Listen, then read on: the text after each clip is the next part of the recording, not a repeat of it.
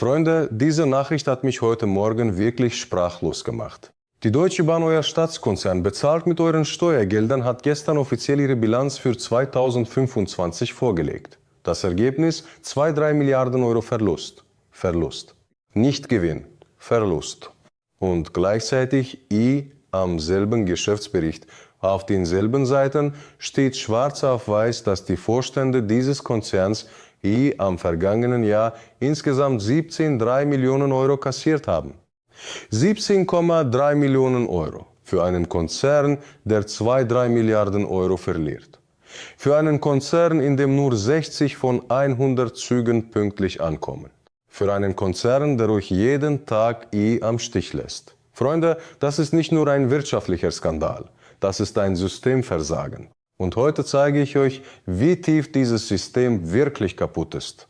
Was die Zahlen wirklich bedeuten und warum ihr wütend sein solltet. Lasst uns die nackten Fakten sprechen lassen. Die Deutsche Bahn hat 2025 unter dem Strich 2-3 Milliarden Euro Verlust gemacht. Das ist mehr als im Vorjahr, wo es bereits 1,8 Milliarden Euro Minus waren. Jahr für Jahr wächst das Loch.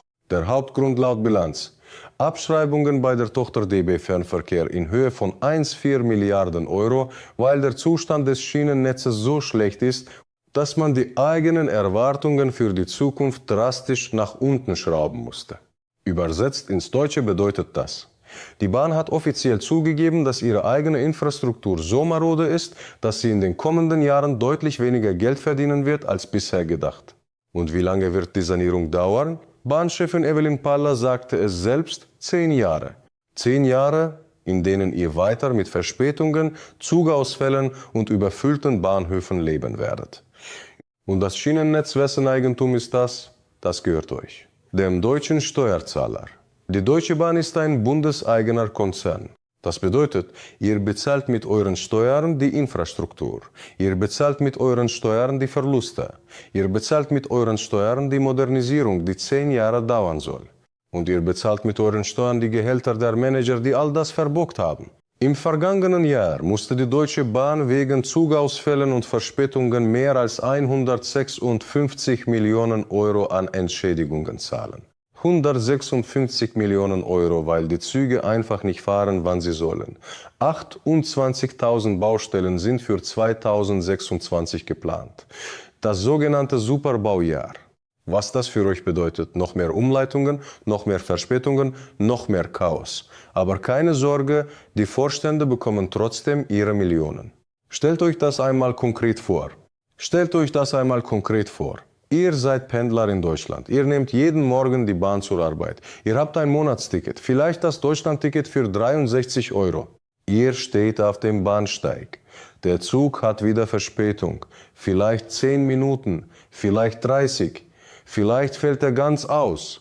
Das passiert in Deutschland, dem Land der Ingenieurskunst, dem Land von Mercedes und Siemens, dem Land, das der Welt den modernen Schienenverkehr miterfunden hat. Nur 60 von 100 Fernzügen kamen 2025 pünktlich an ihr Ziel. 60%. In der Schweiz liegt dieser Wert bei über 90%. In Japan bei über 99%.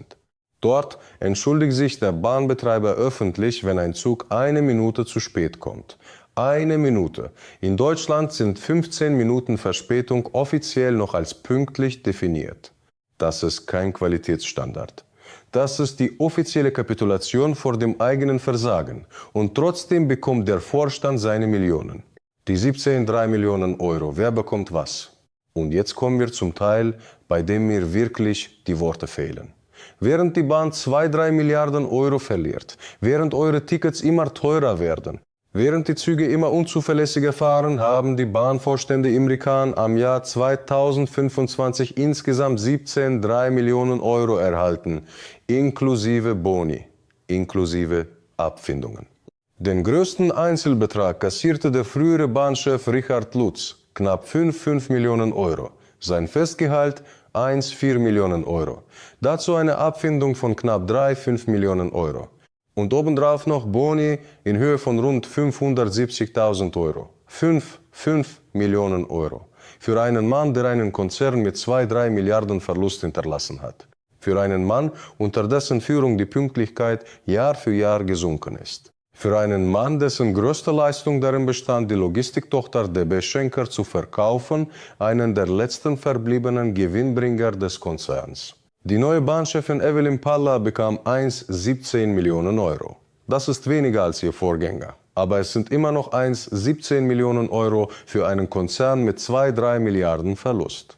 Ihr als Fahrgäste habt dafür gezahlt, mit euren Ticketpreisen, die in den vergangenen Jahren deutlich gestiegen sind, mit eurem Deutschlandticket für 63 Euro am Monat. Mit eurer Geduld an Bahnsteigen, wo Züge nicht kommen oder viel zu spät kommen.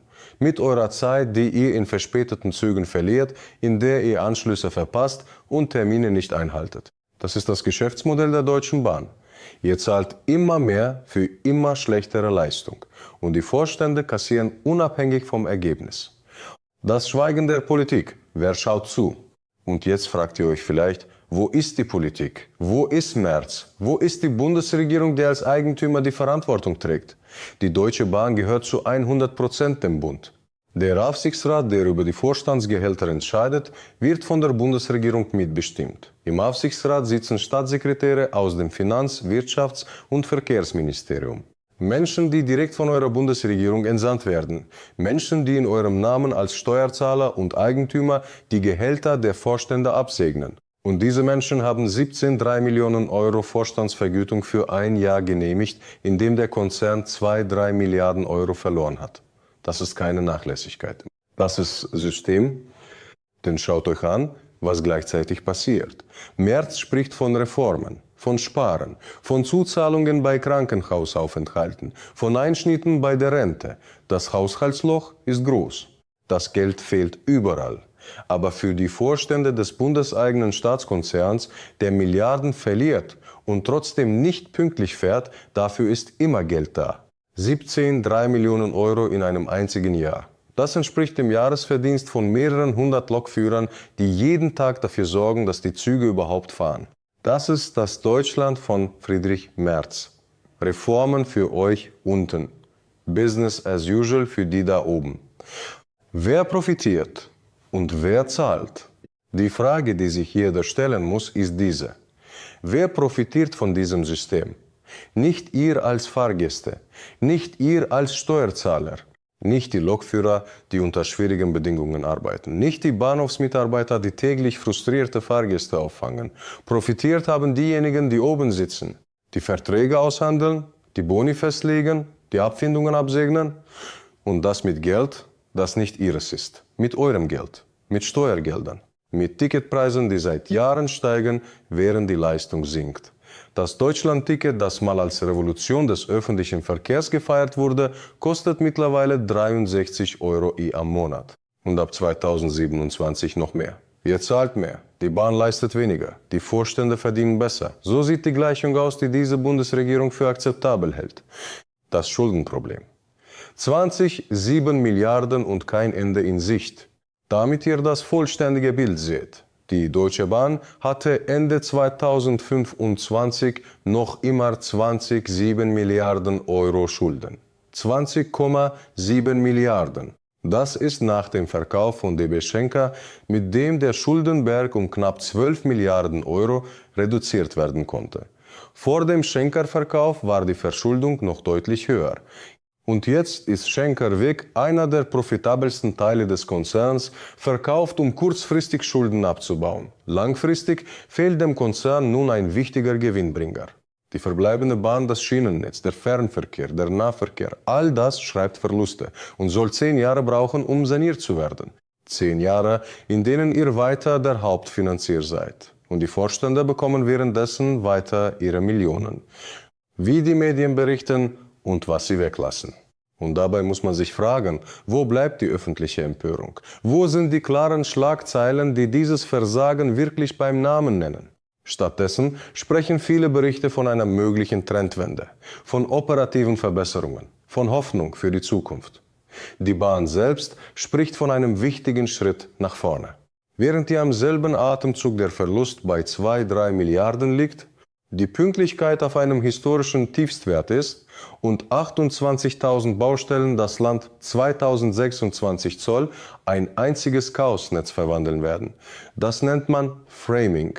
Ihr als denkende Bürger habt das Recht, die Zahlen so zu lesen, wie sie sind. Nicht wie die Pressemitteilung des Konzerns sie präsentiert, nicht wie der Sprecher des Bundesverkehrsministeriums sie kommentiert, sondern so, wie sie in eurer Geldbörse ankommen, in eurer Verspätungsanzeige auf dem Bahnsteig, in eurem täglichen Alltag als Bahnfahrer in Deutschland.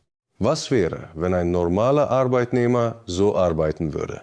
Was wäre, wenn ein normaler Arbeitnehmer in Deutschland so arbeiten würde? Wenn ein Lokführer, ein Zugbegleiter, ein Stellwerker in einem Jahr die Ziele derart verfehlte, würde er Boni bekommen? Würde er eine Abfindung in Millionenhöhe erhalten? Ihr wisst die Antwort. Er würde entlassen, ohne Millionen, ohne Abfindung, mit Arbeitslosengeld. Das ist die andere Realität in diesem Land. Für alle, die nicht am Vorstand eines bundeseigenen Konzerns sitzen. Bahnchefin Palla sagte gestern, man sei zufrieden mit dem operativen Ergebnis, aber zufrieden sein sei fehl am Platz. Wörtlich. Wenigstens das stimmt. Doch während sie das sagt, steht in derselben Bilanz, dass sie selbst 17 Millionen Euro verdient hat. In einem Jahr, in dem der Konzern 2-3 Milliarden Euro verloren hat. Das nennt man eine Relation. Konkret bedeutet das, wenn ihr das nächste Mal an einem Bahnsteig steht und euer Zug Verspätung hat, dann wisst ihr jetzt genau warum. Nicht wegen höherer Gewalt, nicht wegen unvorhersehbarer Ereignisse, sondern wegen jahrelanger Unterinvestition in die Infrastruktur. Wegen eines Managements, das Abfindungen in Millionenhöhe kassiert, während das Netz verfällt. Wegen einer Politik, die wegschaut und Reformen ankündigt, aber den bundeseigenen Konzern jahrzehntelang hat treiben lassen. Das ist die Wahrheit hinter den 2-3 Milliarden Euro Verlust. Das ist die Wahrheit hinter den 17,3 Millionen Euro Vorstandsvergütung.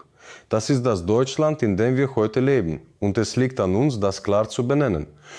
Die Deutsche Bahn ist ein Spiegel dafür, wie dieses System Verantwortung verteilt. Ein Spiegel dafür, wie in Deutschland der Verlust auf die Allgemeinheit abgewälzt wird, während die Millionengehälter bei wenigen oben verbleiben. Ein Spiegel dafür, was passiert, wenn ein Staatskonzern keine echte Kontrolle erfährt, weil die Kontrolleure vom Staat entsandt werden und der Staat kein Interesse daran hat, sich selbst zu kontrollieren. Und wisst ihr, was besonders bitter ist? Die Deutsche Bahn ist dabei kein Einzelfall. Sie ist ein Beispiel für ein Muster, das sich durch viele staatliche und halbstaatliche Institutionen in diesem Land zieht. Verluste werden sozialisiert. Gehälter werden privatisiert. Der kleine Mann trägt das Risiko. Die Manager tragen die Millionen nach Hause. Dasselbe Muster, das wir in der Rentendebatte sehen, in der Gesundheitspolitik, in der Energiepolitik. Immer wieder dieselben Leidtragenden. Solange sich daran nichts ändert, solange Aufsichtsräte mit Staatssekretären Millionengehälter absegnen, solange die Politik wegschaut und Bahnchefinnen von Trendwenden sprechen, während der Verlust wächst, solange wird sich auch nichts ändern. Für euch. An den Bahnsteigen, in den überfüllten Zügen, bei den Verspätungen, die täglich euren Alltag kosten. Und beim nächsten Mal, wenn ihr euer Deutschlandticket bezahlt und der Zug wieder zu spät kommt, erinnert euch, irgendwo bekommt gerade jemand dafür seine Millionen. Bleibt wachsam. Bleibt informiert, teilt diese Analyse mit allen, die täglich Bahn fahren und sich fragen, warum das so ist. Abonniert den Kanal und aktiviert die Glocke. Bis zum nächsten Mal.